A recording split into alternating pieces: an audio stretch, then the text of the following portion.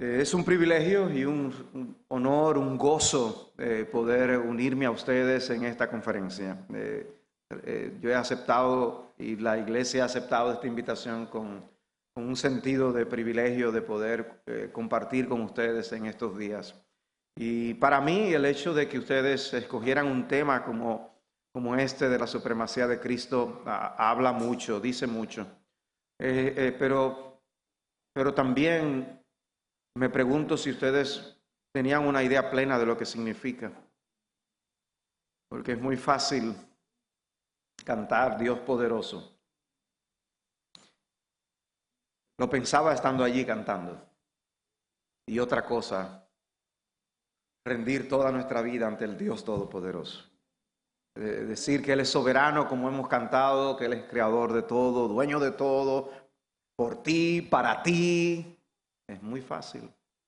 Pero a la hora de la verdad es un reto. Por eso la pregunta, ¿teníamos idea de lo que implica este tema? Bueno, de eso queremos seguir hablando hoy y mañana y domingo. Así que sigamos poniéndonos delante del Señor para que Él nos bendiga. De 1930 a 1961, nuestro país fue gobernado con mano férrea por Rafael Leónidas Trujillo. Algunos han escuchado hablar de este personaje. Una de las cosas que sucedía es que en las casas, casi todas las casas tenían en algún lugar un letrero que decía: en esta casa Trujillo es el jefe. Obviamente eso no significaba que todos los que vivían en esa casa reconocían ese señorío en Trujillo. Era un cumplimiento de un deber, era una obligación.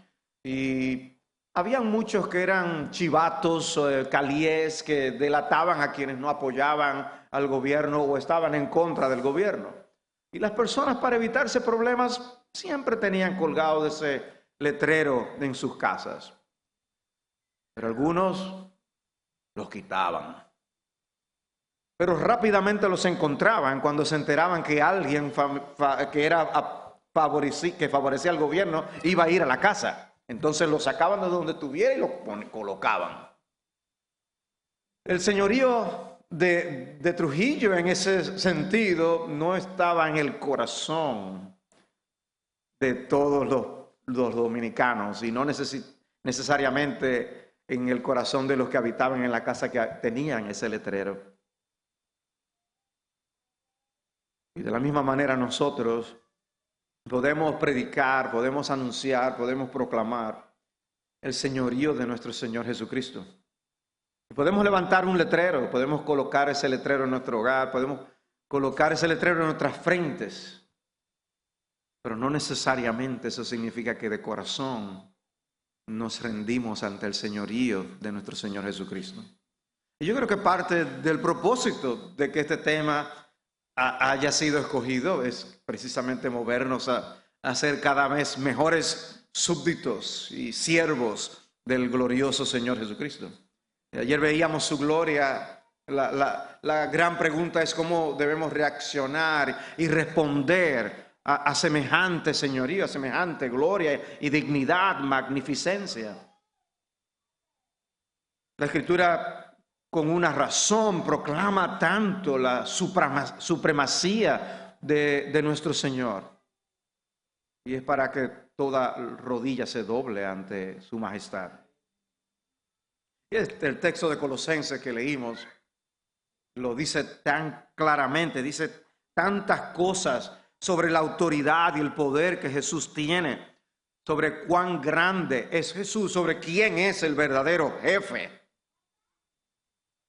Él es la imagen del Dios invisible, el primogénito de toda creación. Declaraciones como ya sean tronos o dominios o poderes o autoridades, todo ha sido creado por medio de Él y para Él. O sea que es un texto el que leímos que nos enseña que aún los poderes que en la humanidad podemos conocer están supeditados a la supremacía de Jesús.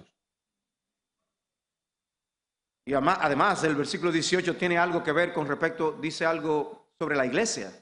Y es algo que veremos más adelante, ¿no? Pero dice, Él es también la cabeza del cuerpo que es la iglesia. Y eso también tiene implicaciones. Eso nos dice que nosotros no somos los que gobernamos en la iglesia. Pablo está diciendo que Jesucristo es el número uno del universo. El número uno del universo. Y hay varias expresiones en el versículo 18 que les leí que hablan de esa supremacía y de esa autoridad. Al usar el término cabeza, está usando un término de liderazgo que se aplica en el matrimonio también. Y vamos a ver cómo Cristo también es el supremo sobre nuestras familias. Pero Él es la cabeza de la iglesia. También usa la expresión el primogénito de entre los muertos. En esta ocasión, en otra ocasión habla para afirmar que fue el primero de los que resucitó de entre los muertos, pero el punto es, no hay nadie por encima de Él, ni siquiera aún de entre los muertos. Él es el primero y le seguirán muchos. Para vida, los creyentes, para condenación, los incrédulos. Él determina para qué tipo de resurrección resucitará cada quien, dependiendo de la relación que cada quien tenga con Él. Aún en eso, ahí hay una supremacía. Parte de lo que veremos hoy es cómo Él es el juez también. No lo voy a ver muy ampliamente, lo digo de antemano para que no piensen que voy a abundar en el tema de que Jesucristo es juez. Y también dice a fin de que Él tenga en todo la primacía, para que en todo Él sea el primero. Él es el primero en tu vida. Él es el primero en la iglesia. Él es el primero en tu familia. Es para que en todo tenga la primacía. Entonces, ¿cuánta autoridad tiene Jesús? En esta casa, ¿quién es el jefe? Debemos poder decir en esta casa, Jesús es el jefe. En este corazón, Jesús es el jefe. En esta iglesia, Jesús es el jefe. Deberíamos poder decir eso, ¿no?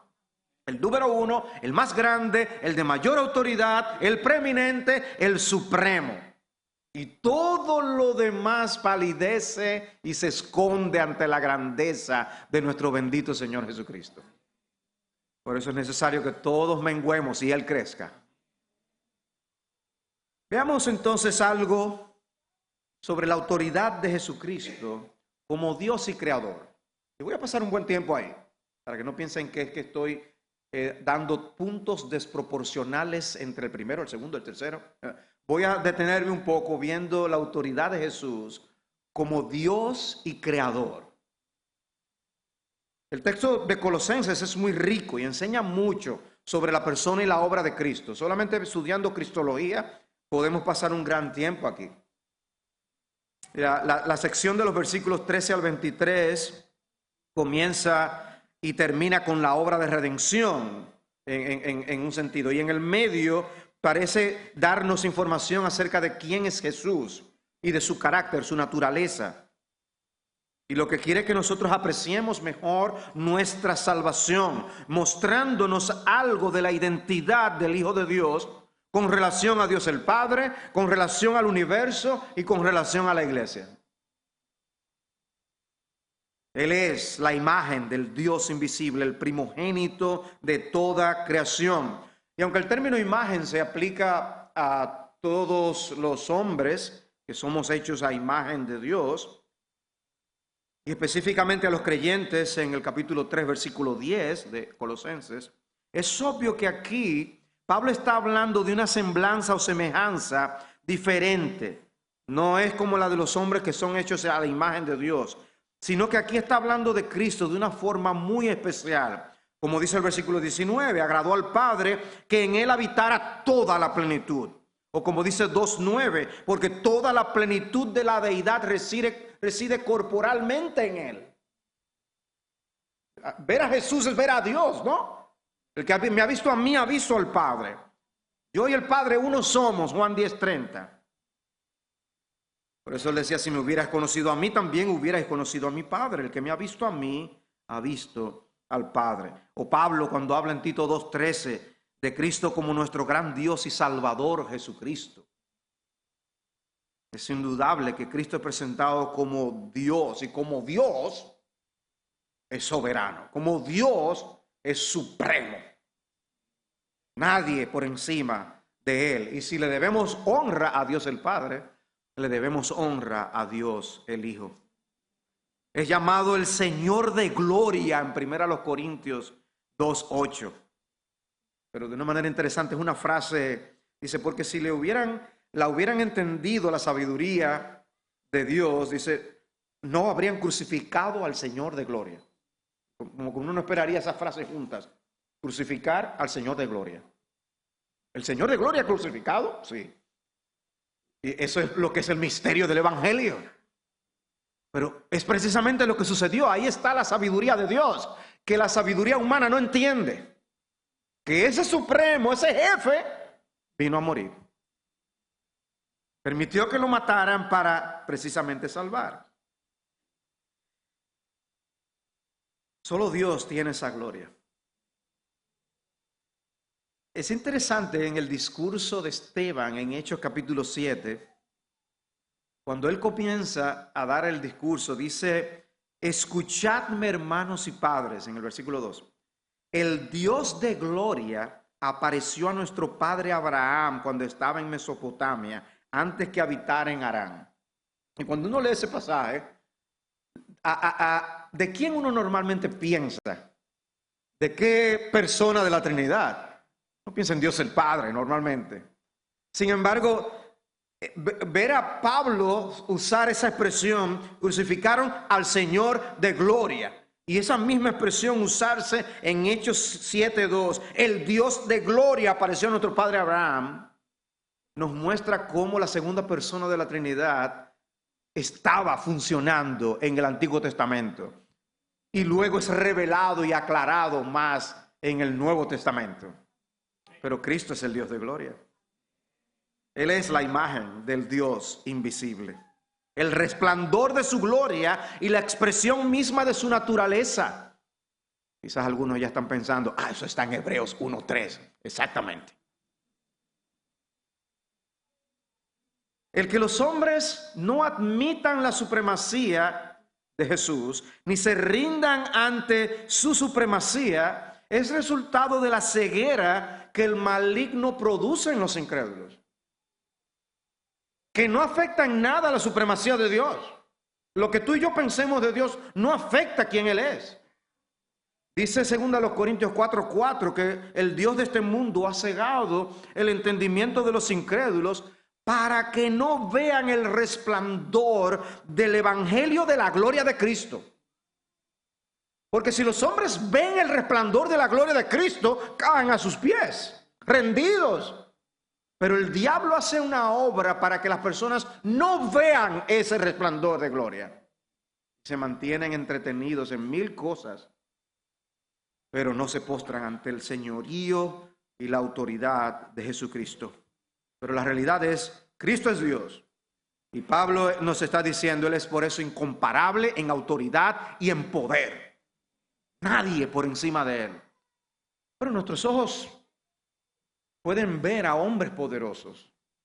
Nuestros ojos pueden ver a presidentes, a reyes que dominan y personas de influencia, personas que son dueños de gran parte del dinero del mundo, que controlan cosas. Y podemos pensar que en última instancia ellos son los que están controlando las cosas. Y controlan muchas cosas. Parte de lo que nosotros tenemos que hacer es poder leer las noticias no como nos la dan, sino interpretándolas correctamente. Y siempre preguntar, ¿quién es dueño de ese periódico? ¿Quién es dueño de ese canal de televisión? Porque algo afecta por lo que están diciendo. Tienen poder, tienen influencia, hacen cosas. Pero quien realmente gobierna el universo es nuestro Señor Jesucristo. Él es Dios. Pero Pablo no solo nos dice que Jesucristo tiene autoridad como Dios, sino también como creador. Tiene autoridad como creador. Cuando dice Él es el primogénito de toda creación en 1:15, está hablando del primero en prioridad y soberanía. Ese es el sentido de primogénito, la palabra primogénito allí. Y luego en el versículo 16 es cuando él declara, porque en él fueron creadas todas las cosas. Eso tiene una implicación. ¿Cuáles? Bueno, tanto las cosas que están en la tierra, visibles e invisibles. Hay cosas invisibles en la tierra. Porque el hombre solamente piensa en lo material, en lo terrenal. Pero no, este mundo tiene más que cosas materiales. Y Cristo es Señor aún de esas cosas. Él las hizo. Seres espirituales. Y dice además, ya sean tronos o dominios o poderes o autoridades, todo ha sido creado por medio de Él y para Él. Él no es parte de la creación, sino que Él hizo la creación. Isaías 44:24, así dice el Señor, tu Redentor, el que te formó desde el seno materno. Yo, el Señor, creador de todo, que extiendo los cielos yo solo y afirmo la tierra sin ayuda. Bueno, nosotros necesitamos ayuda para tantas cosas. Y ahí estás tú tratando de reparar algo en tu casa y cuando vienes a ver, aunque sea de YouTube, tienes que buscar ayuda, a ver cómo es que se hace.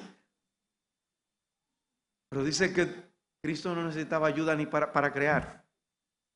¿Usted se imagina eso? El poder creativo de Jesucristo.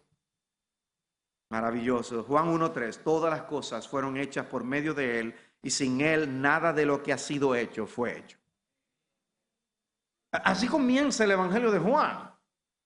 Va a hablarnos de los milagros, las señales, pero comienza diciendo, Él estaba antes de todas las cosas. Y en Hebreos 1:2, en estos últimos días nos ha hablado por su Hijo, a quien constituyó heredero de todas las cosas, por medio de quien hizo también el universo.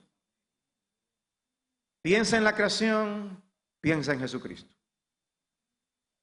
porque Él lo hizo todo. Y el argumento en el primer capítulo del libro de Hebreos es precisamente que Él es superior aún a los ángeles. Y de paso expresa que Él es superior a toda la creación.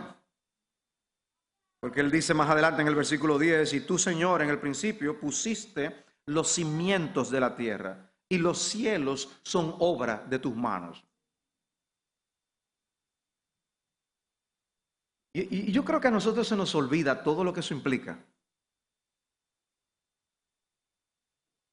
En serio, yo estaba pensando en mí cuando estábamos cantando. Porque es que lo que estábamos cantando es glorioso.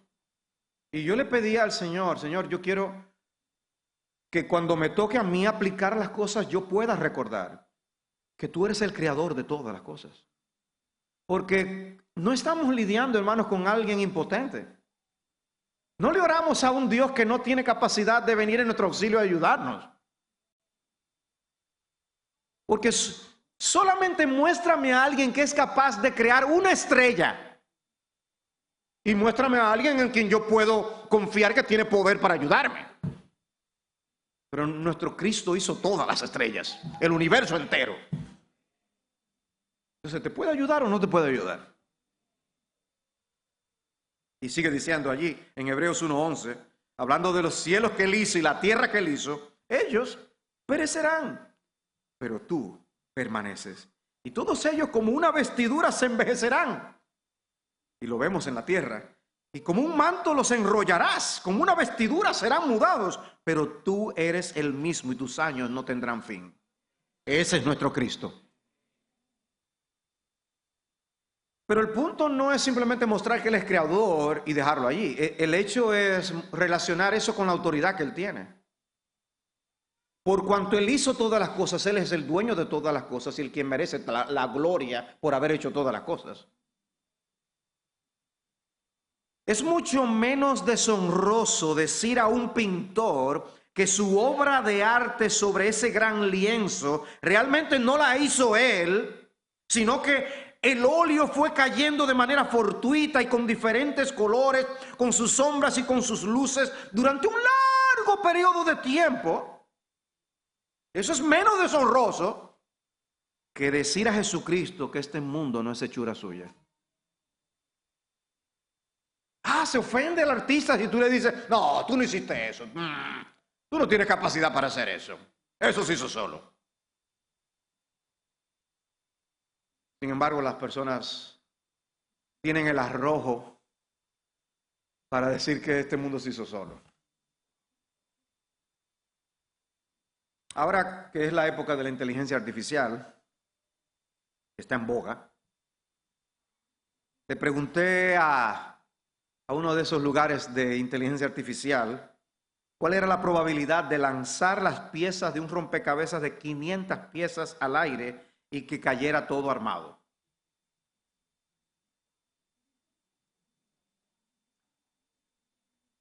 En la pantalla apareció una descripción del proceso. Decía, pensando. Y una de las cosas que hizo fue evaluar el tema de la orientación de cada pieza. Es como, bueno, para responderte tengo que tratar de ver cómo cada pieza va a caer. Y decía, eso salía en la pantalla, estoy tratando de descifrar el número posible de orientaciones para cada pieza.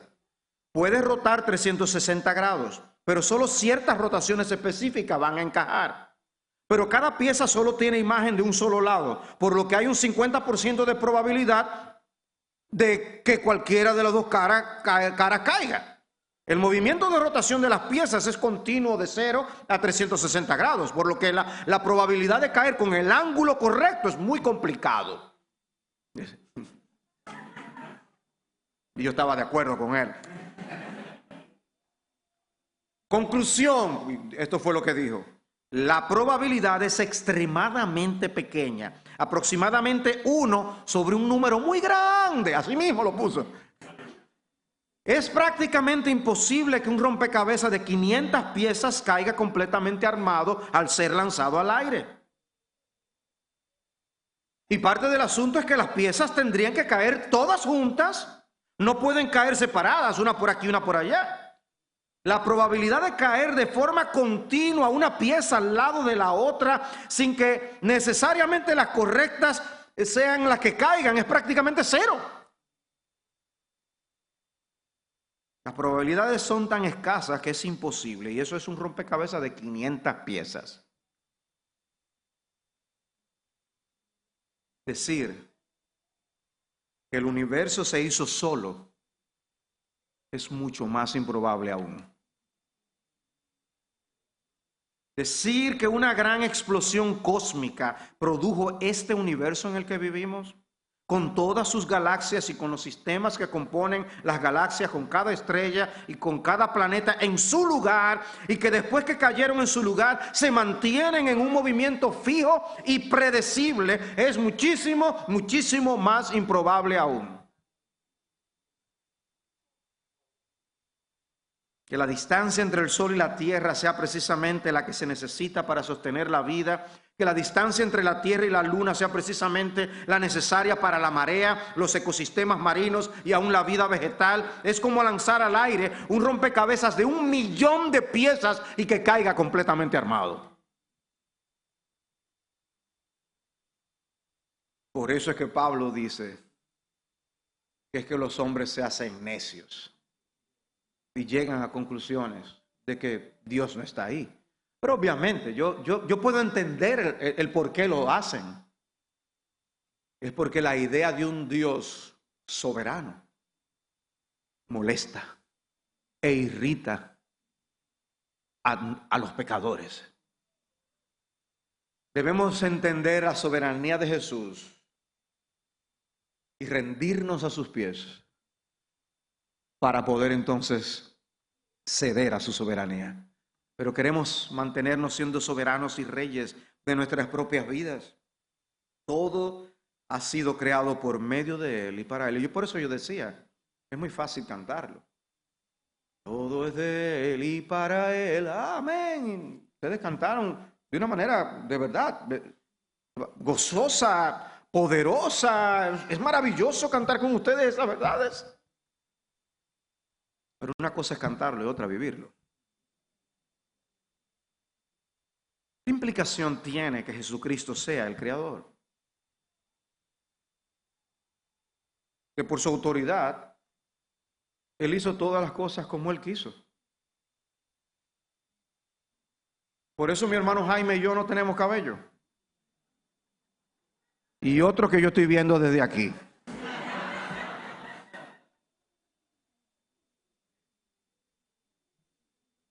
Dios nos hizo a cada uno como Él quiso. Y con los achaques salgan a los 20, a los 40 o a los 80. Dios nos hizo como Él quiere. La genética la tenemos ahí. Podemos patalear, quejarnos, pero esa es la realidad. Él nos hizo como Él quiso porque Él es el soberano. Dice Isaías 29:15, ay de los que van muy hondo para esconder sus planes al Señor y realizan sus obras en tinieblas y dicen, ¿quién nos ve o quién nos conoce? ¡Qué equivocación la vuestra! ¿Es acaso el alfarero como el barro para que lo que está hecho diga a su hacedor, él no me hizo? ¿O lo que está formado diga al que lo formó, él no tiene entendimiento? Si Dios hizo todas las cosas, si Jesús te formó, si Él hizo el universo completo, ¿nos podremos esconder de Él? ¿Vamos a tener más conocimiento que Él? Por eso cuando Pablo escribe en Romanos capítulo 9 y aplica esto a la salvación, él dice en Romanos 9:20, al contrario, ¿quién eres tú, oh hombre, que le contestas a Dios, que te atreves a contestarle a Dios? ¿Dirá acaso el objeto modelado al que lo modela, ¿por qué me hiciste así? ¿Por qué? ¿O no tiene el alfarero derecho sobre el barro de hacer de la misma masa un vaso para uso honroso y otro para uso deshonroso? No estoy viendo a nadie ahora decir amén. ¿Será porque entendemos qué implica decir que sí, Él tiene derecho para hacer de cada quien lo que Él quiere? La pregunta es si lo que tú y yo pensamos va a cambiar algo o va a hacer una diferencia. No, Él va a seguir siendo el alfarero y nosotros vamos a seguir siendo el barro.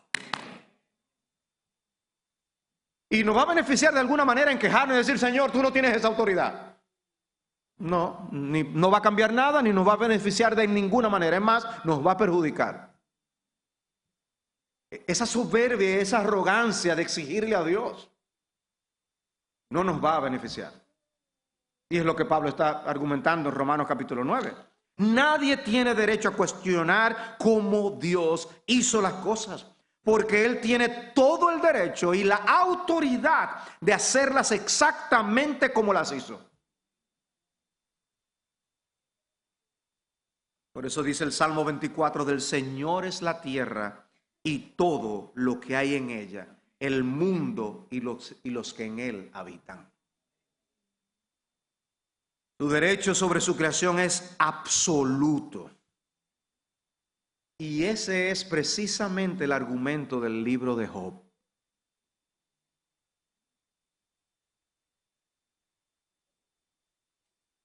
¿Para qué se escribió el libro de Job? Para mostrar a un hombre sufrido que Dios consuela. No, ese no es el propósito del libro de Job. Si ese fuera el propósito, el libro no tuviera tantas discusiones de Job y los amigos de Job y los discursos que tienen que ver con la creación que Dios hizo y un montón de cosas. Bueno, pues entonces es mostrar la soberanía de Dios cerca. Quien ve la soberanía de Dios en el libro de Job está viendo un tema sumamente importante. Pero falta algo.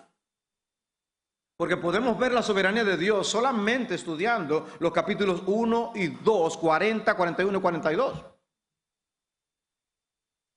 ¿Y todos los otros capítulos? ¿Qué función cumplen en el libro? Hay más en el libro de Job que simplemente nosotros ver a un hombre sufriente. Hay más en el libro de Job de nosotros simplemente ver a un Dios soberano sobre aún nuestros sufrimientos. Y es cómo nosotros respondemos ante las actuaciones soberanas de Dios y cómo aún nosotros nos atrevemos a llegar a conclusiones para confrontar al que sufre. y lo mal consejeros que tú y yo podemos ser. Por eso se habla tanto de Elifaz, Sofar, Eliú y todo eso. Por eso se habla tanto en el libro. Esos capítulos no están de más. Es que tú y yo no tenemos la capacidad de domar a Dios. Porque Dios es indomable, soberano. Job 9, Job dijo en Job 9:5, Él es el que remueve los montes y estos no saben cómo cuando los vuelca en su furor. Y estos no saben cómo cuando los vuelca en su furor. El que sacude la tierra de su lugar y sus columnas tiemblan. El que manda al sol que no brille y pone sello a las estrellas. El que solo extiende los cielos y holla las olas del mar. El que hace la Osa, el Orión, las Pléyades y las cámaras del sur. El que hace grandes cosas inescrutables y maravillas sin número. En Job 9, Job estaba claro. Pero también el libro de Job nos enseña que no es solamente comenzar a sufrir bien, es permanecer sufriendo bien. Job cayó en cuestionar a Dios, exigir a Dios. En Job 41:11 dice, ¿quién me ha dado algo para que yo se lo restituya? Cuanto existe debajo de todo el cielo es mío, dijo Dios. ¿Y a quién incluye eso? A Job. En otras palabras, Dios te hizo. Tú eres suyo. Tú eres el barro. Él es el alfarero. En el capítulo 42 dice, yo sé que tú puedes hacer todas las cosas y que ningún propósito tuyo puede ser estorbado. Y entonces hay una cita.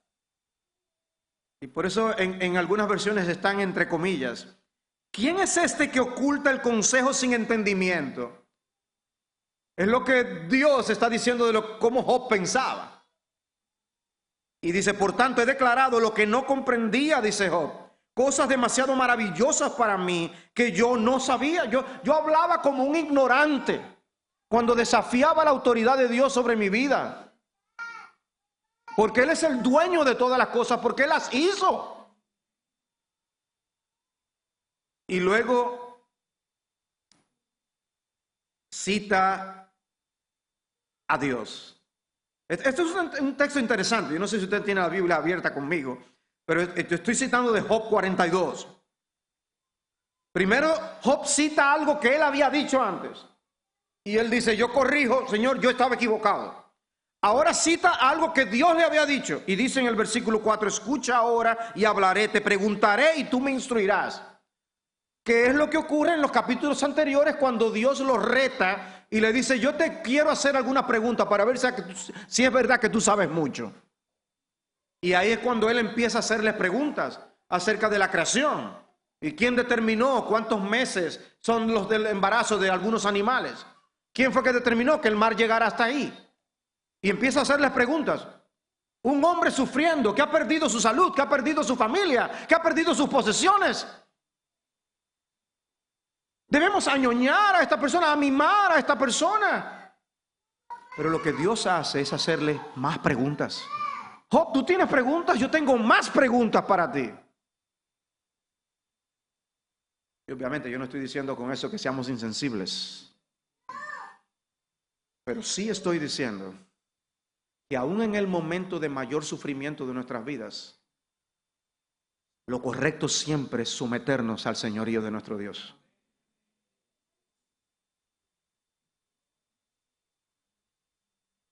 Y entonces, después que cita lo que Dios le dijo, que le iba a hacer todas esas preguntas, él dice en el versículo 5, he sabido de ti solo de oídas, pero ahora mis ojos te ven.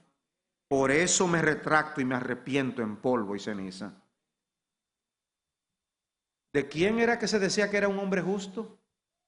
Job. Dios mismo dijo que era un hombre justo en el capítulo 1. Ese hombre justo termina arrepintiéndose. porque él también había pecado. En medio del proceso, él había pecado. Y la bendición es que Dios le abrió los ojos para ver la maravilla de la soberanía del Dios a quien él sirve. Y la solución no es rebelarnos contra Dios, sino someternos a nuestro Dios. Eso es lo que más nos conviene. No luchar contra el alfarero. Señor, moldéame como tú quieras. Porque a la larga, combatir contra el Todopoderoso no nos va a aportar nada, al contrario. Es interesante, otro de los capítulos extraños del libro de Job. Por eso yo pregunto, ¿y cuál es el propósito del libro de Job? Otro de los capítulos interesantes es cuando habla de Leviatán. Ustedes se han preguntado, ¿y ese capítulo de Leviatán? Un hombre sufriendo que perdió todo. Vamos a hablar de una gran ballena. O vamos a hablar de una serpiente. O, Señor, yo estoy sufriendo y tú quieres que hablemos de un animal. Pero ¿qué es lo que está pasando en el libro de Job? ¿Qué es Leviatán? Bueno, obviamente era un animal que no es domable.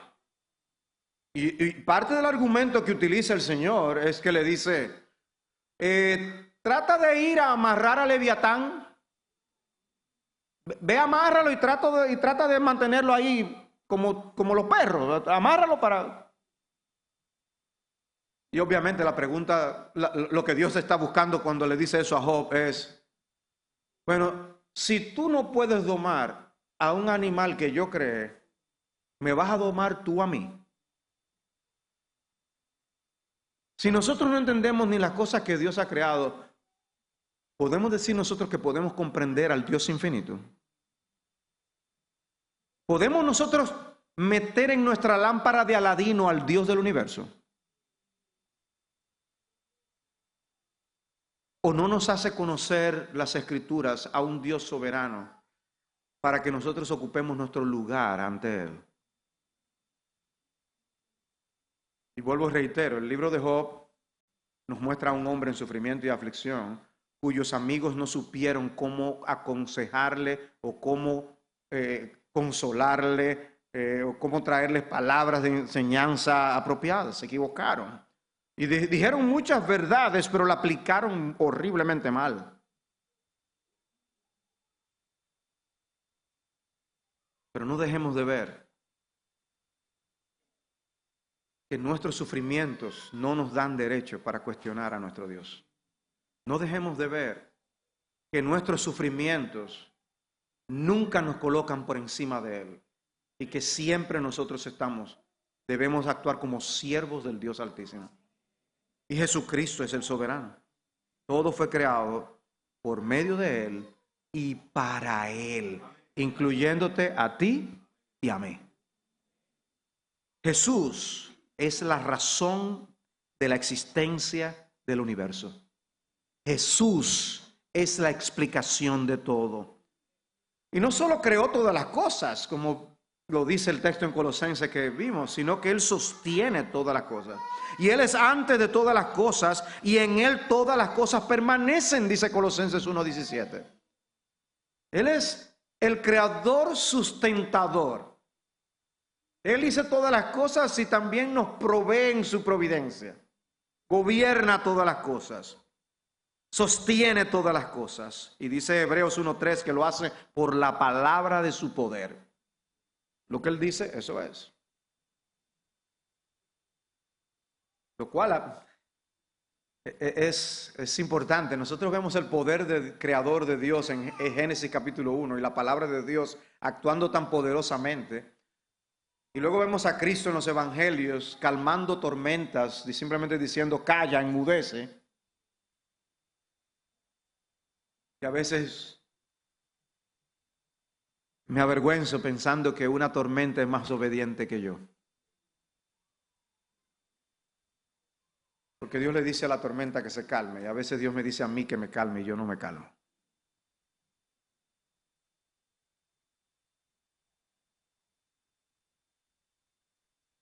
Debemos someternos a esa palabra de poder.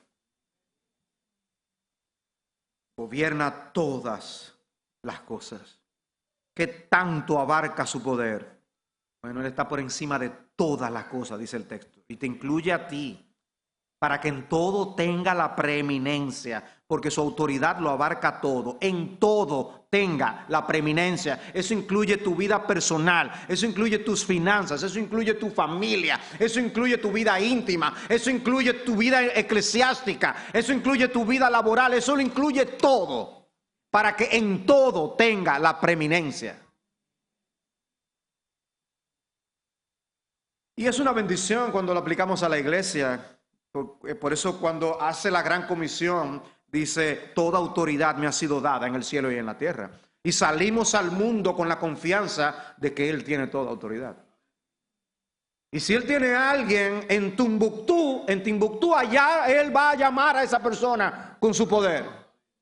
Y va a enviar a alguien que predique el evangelio, como envió a Felipe que predicara al eunuco, al etíope.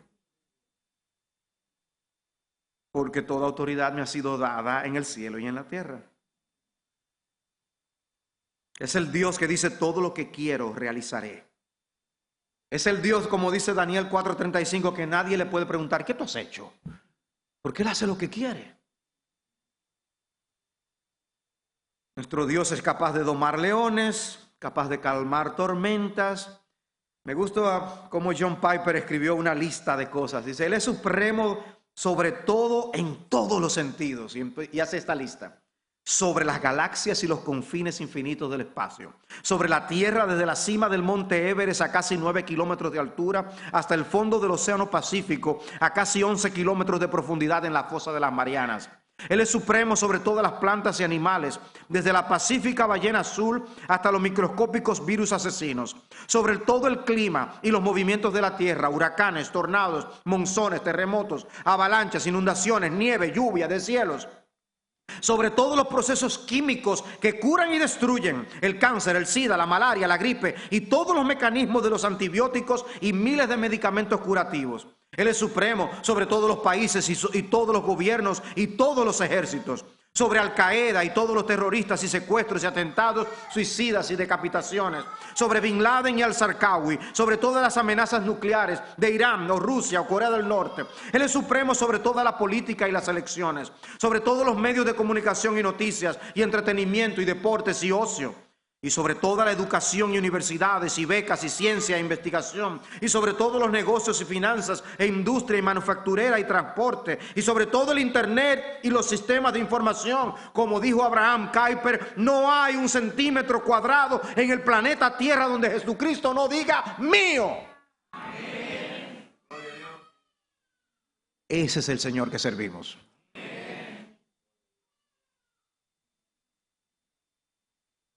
Su autoridad como Dios, su autoridad como creador.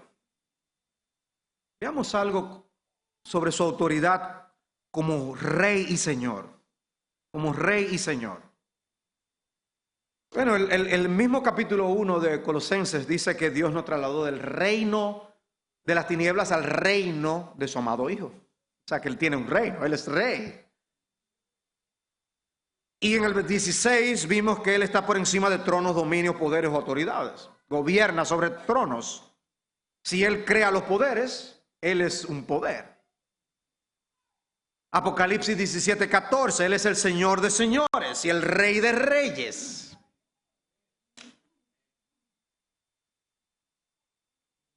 Y cuando Él está conversando con Pilato,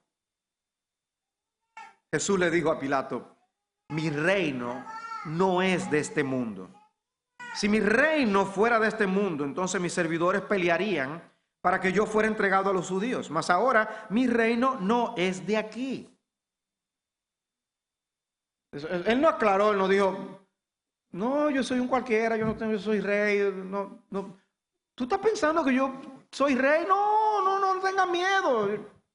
No, él dijo, mi reino no es de este mundo. Por eso Pilato dice, así que entonces tú eres rey. ¿Entendió lo que Jesús estaba diciendo? En un sentido. Jesús le dijo, tú dices que yo soy rey, para esto yo he nacido y para esto he venido al mundo, para dar testimonio de la verdad. Todo el que es de la verdad escucha mi voz. Y en otro contexto, en otro de los evangelios dice, ¿piensas que no puedo rogar a mi Padre y Él pondría a mi disposición ahora mismo más de 12 legiones de ángeles? Tiene poder, tiene autoridad, tiene personas a su mando. ¿Por qué no lo hizo? ¿Por qué no pidió un ejército que viniera a defenderle? Bueno, para reunir a todos sus súbditos de todas las edades, incluyéndote a ti y a mí. No se libró de esa copa amarga que tenía que tomar para nuestra salvación. En 1 Corintios capítulo 15, el gran capítulo de la resurrección, habla del orden de la resurrección y dice, primero Cristo, las primicias, luego los que son de Cristo en su venida, versículo 23.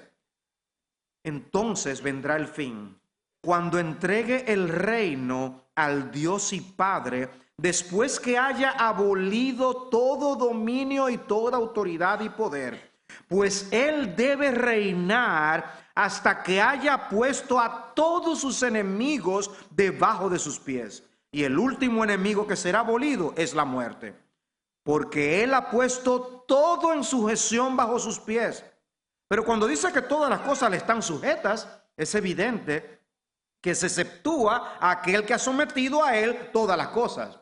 Está diciendo, no es que el Dios el Padre se somete a Él. Dice, y cuando todo haya sido sometido a Él, entonces también el Hijo mismo se sujetará a aquel que sujetó a Él todas las cosas, para que Dios sea todo en todos. En ese lenguaje que usa Pablo escribiendo a la iglesia de los Corintios. Nosotros a veces queremos que todo sea sencillo a la hora de explicar doctrina, teología. Aquí Pablo no tiene problemas en hablar, no les dice siempre a los hermanos, vamos a resucitar, punto. Sino que le explica en términos de este reino de Cristo y de su señorío y de cómo Él va a someter todas las cosas bajo sus pies. Porque Él es rey. Nuestro Cristo es rey. Por eso no es como lo decíamos ayer, Él no es ese de bebé indefenso del pesebre. Es el Cristo de Apocalipsis capítulo 1 ante quien su querido apóstol Juan quedó deshecho y se inclinó a sus pies. Porque ninguno de nosotros vive para sí mismo y ninguno muere para sí mismo. Romanos 14:7. Pues si vivimos para el Señor, vivimos. Y si morimos para el Señor, morimos. Por tanto, ya sea que vivamos o que muramos, del Señor somos. Pues para esto Cristo murió y resucitó. Para ser Señor tanto de los muertos como de los vivos. O sea que Él es nuestro Señor. Señor de todos, dice la Escritura, y su palabra, por tanto, tiene autoridad. Lo que Jesús dice debe bastarnos. Y vamos a hablar más adelante del señorío de Cristo, la supremacía de Cristo sobre nuestras vidas individuales. ¿Recuerdan el encuentro de Jesús con el centurión de Mateo 8? Él quería que Jesús fuera a su casa para que sanara a su siervo, que había quedado paralítico y estaba sufriendo mucho. Y Jesús le dijo, yo iré y lo sanaré. Ok, vamos para allá. No. Oigan lo que pasó. Pero el centurión respondió y dijo, Señor, no soy digno de que entres bajo mi techo, mas solamente di la palabra y mi criado quedará sano.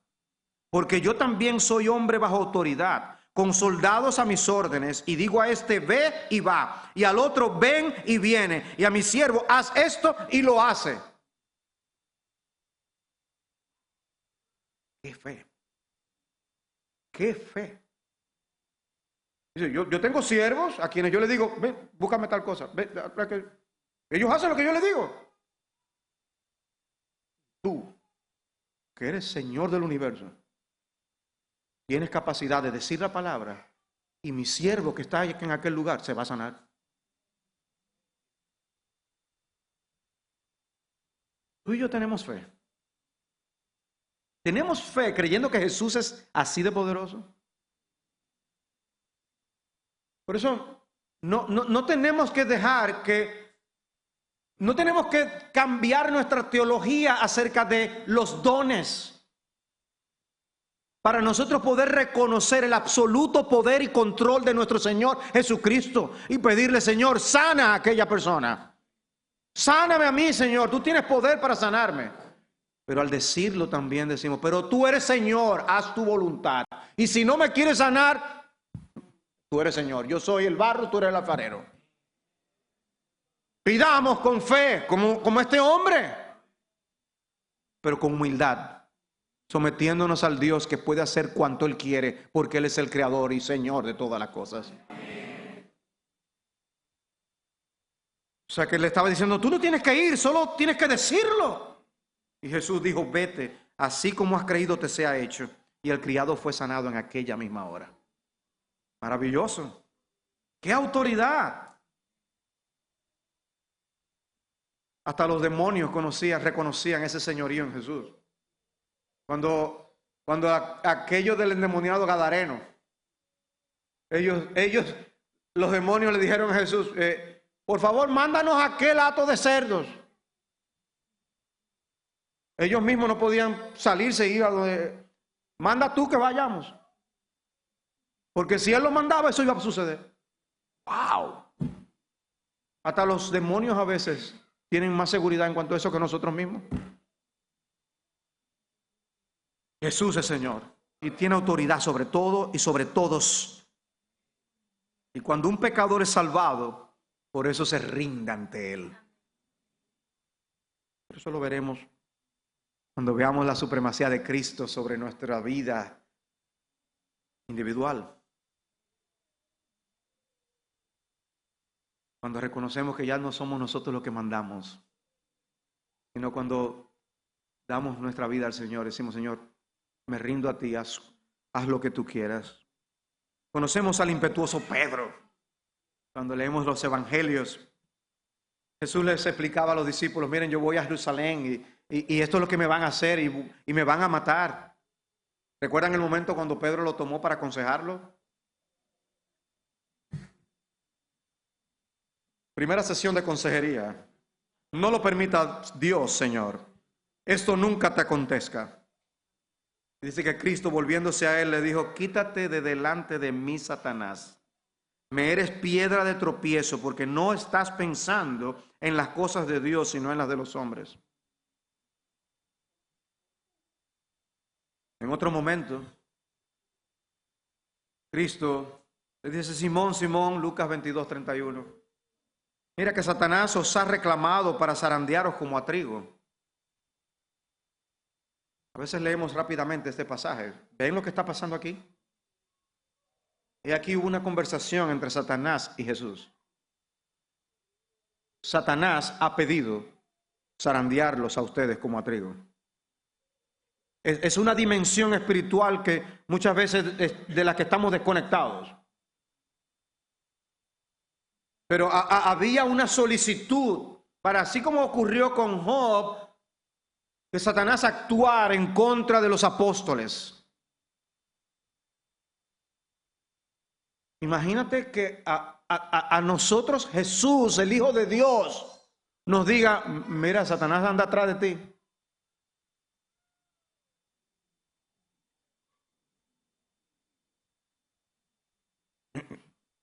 Ay, Señor, pero le dijiste que no.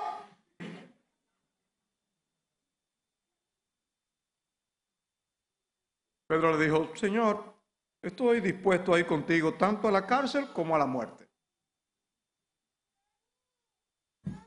Era para espantarse y temer. Ay, no, Señor, por favor. Jesús le dijo: pero yo he rogado por ti para que tu fe no falle. Era necesaria esa intercesión para que su fe no fallara. Y tú, una vez hayas regresado, fortalece a sus hermanos. ¿Sabe lo que Cristo estaba diciendo? Vas a caer. Vas a caer, Pedro. Deja de estar hablando de que tú vas a estar ahí, que vas a ser fiel hasta la muerte. Y Jesús le dijo: el gallo no cantará hoy hasta que tú hayas negado 3 veces que tú me conoces. Y negó a Cristo. Él estuvo dispuesto a contradecir a Jesús, estuvo dispuesto a aconsejar a Jesús, estuvo dispuesto a contradecir a Jesús. Y recordamos la historia, ¿no? De Hechos capítulo 10, cuando el caso de Cornelio. Pedro, mata y come.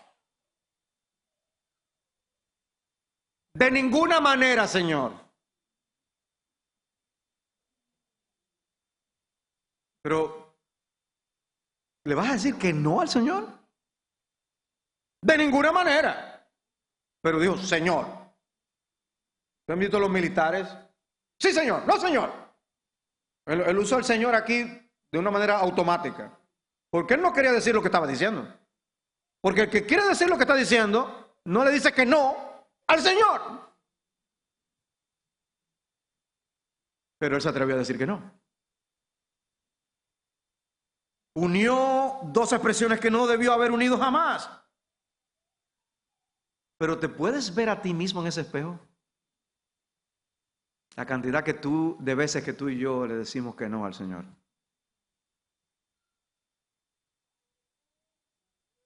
La cantidad de veces que tú y yo nos atrevemos a aconsejar al Señor. Tal como hizo Pedro. La cantidad de veces que tú y yo no hacemos caso a las advertencias de la palabra de Dios. No, yo no voy a caer. Yo voy a seguir fiel hasta la muerte. Y al doblar de la esquina, caemos. La cantidad de veces que nosotros contradecimos al Señor y le decimos, no, Señor. Mata y come. No. Dice que pasó 3 veces. O sea, por eso 3 veces es el número con el que Cristo tiene que estar tratando con él. Por eso le preguntó en aquella ocasión para restaurarlo 3 veces. ¿Me amas? ¿Me amas? ¿Me amas? Pero te ves a ti mismo en un espejo. Debemos vernos en un espejo. Jesús no es un rey de adorno. La autoridad de la palabra de Dios es absoluta. De manera que ves la importancia de tú depender de la palabra de Dios, mostrar su señorío. El tiempo se me ha ido y debo correr, pero si lo que Dios dice es lo importante, ¿no debería eso reflejarse en la manera en que tú y yo leemos la palabra de Dios? Y la frecuencia con que lo hacemos. He estado leyendo un libro que se llama Reverenciando a Dios, del autor Tadeusz Williams, y él exhorta a la lectura fiel de las Escrituras y escribió lo siguiente. Dice, aunque Dios ha hablado en la Escritura, con frecuencia caemos en patrones de descuido e indiferencia hacia su palabra. Leer la Biblia de 1 a 3 veces por semana no produce resultados diferentes, si acaso, con aquellos que no la leen. Y él cita datos estadísticos para esto que está diciendo. Dice, leerla más de 4 veces por semana nos hace sentirnos menos solos, menos airados, menos adictos al alcohol o la pornografía, menos estancados espiritualmente hablando, más evangelísticos, mejor discípulos.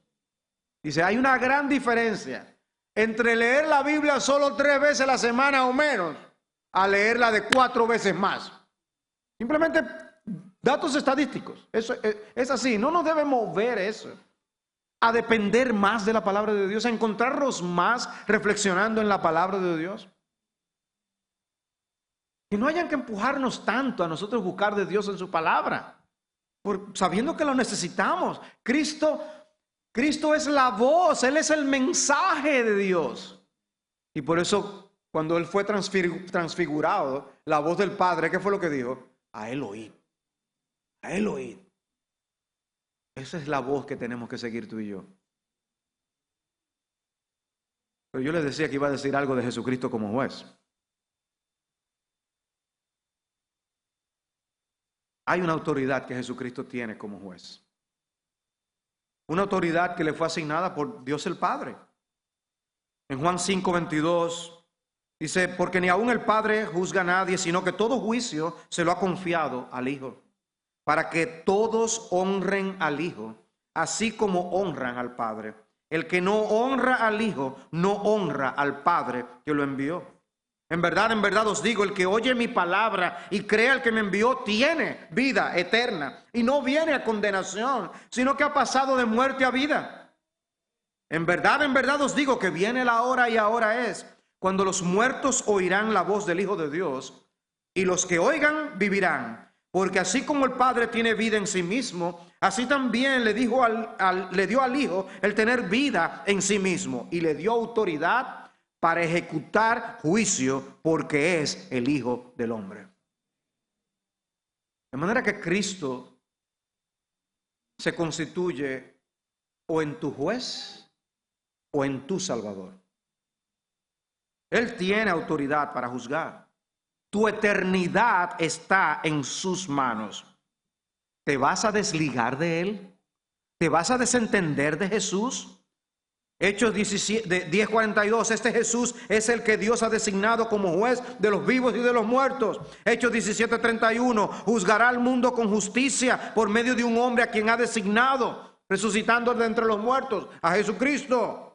Segunda Timoteo 4:1 y 2, Cristo Jesús ha de juzgar a los vivos y a los muertos. Cristo será tu juez si no es tu Salvador.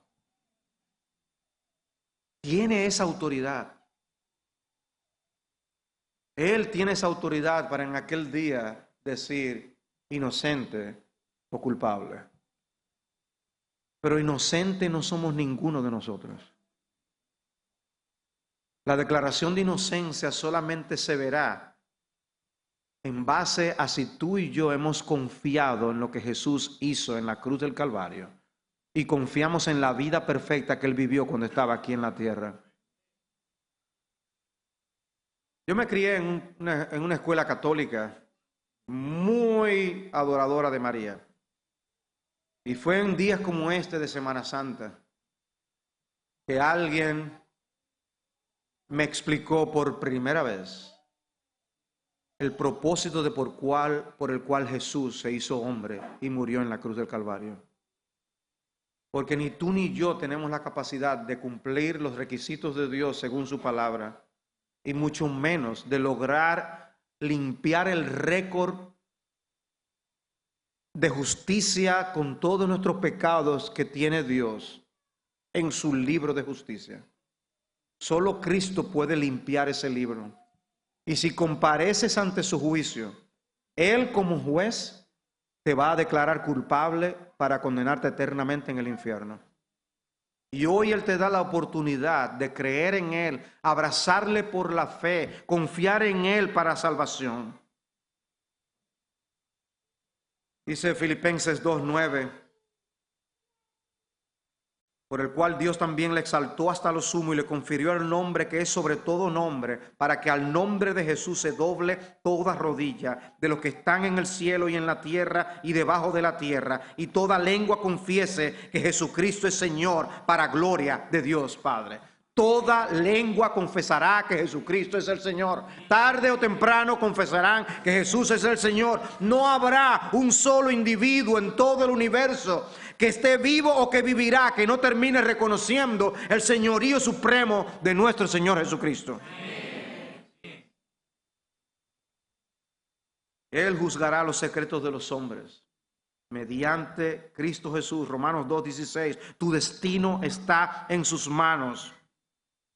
Y Jesús debe ser tu prioridad, porque si lo tienes por secundario, Él te tendrá por secundario en el día del juicio. Pero Cristo, gloria a Dios, no solo tiene autoridad para juzgar, tiene autoridad para salvar. Y otorgar el perdón de los pecados que menciona nuestro pasaje en Colosenses capítulo 1. Está aquella historia también cuando Cristo sanó al paralítico. Pero lo primero que Él dijo fue, tus pecados te son perdonados. Oye, ¿quién es este que tiene autoridad para perdonar pecados? Entonces Él dijo en Marcos 2:10, pues para que sepáis que el Hijo del Hombre tiene autoridad en la tierra para perdonar pecados, dijo al paralítico, a ti te digo, levántate, toma tu camilla y vete a tu casa. Él tiene autoridad para perdonar pecados. Él es supremo. De manera que, gloria a Dios, el juez puede estar de tu lado. Solamente ve a Él, corre a Él, refúgiate en Él, cree en Él, arrepiéntete ante Él. Y Él perdonará todos tus pecados. Un récord, un registro limpio, completamente limpio. No importa tu pasado y no importa tu futuro. Cristo limpiará, perdonará todos tus pecados. Por la fe, no confiando en ti, confiando plenamente en lo que Él ha hecho. Diciendo, Señor, yo renuncio a toda consideración de que yo soy suficiente en mí mismo para salvarme. Nada de lo que yo hago compra el cielo. Yo puedo haber sido el mejor esposo, el mejor hombre trabajador, el padre más responsable. Eso no es lo que me da salvación. Puede ser la mujer más devota al cuidado de pobres y cosas así. Eso no es lo que compra salvación. Somos insuficientes, nos hemos quedado cortos para todo lo que Dios exige. ¿Y cuál es el primer y más grande mandamiento? Amar a Dios con toda nuestra fuerza, con toda nuestra alma, con todo nuestro corazón. Y en eso nos hemos quedado cortos. Necesitamos a Cristo. Él ora en Juan 17. Por cuanto le diste autoridad al Hijo sobre todo ser humano, para que dé vida eterna a todos los que tú les has dado.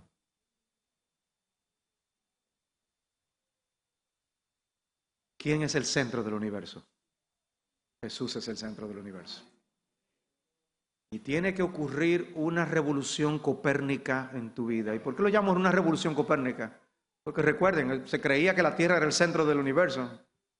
Hasta que Copérnico dijo, no es la Tierra lo que está en el centro, es el Sol.